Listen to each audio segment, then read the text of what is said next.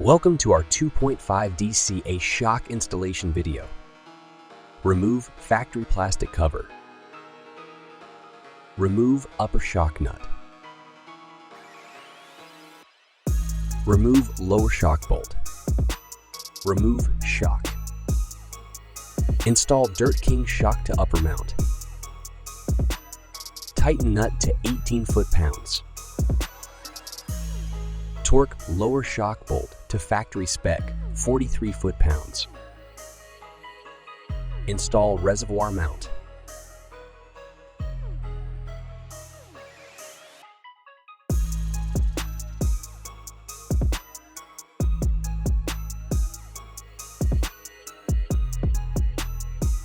Insert and clamp reservoir, torque to 12 foot-pounds.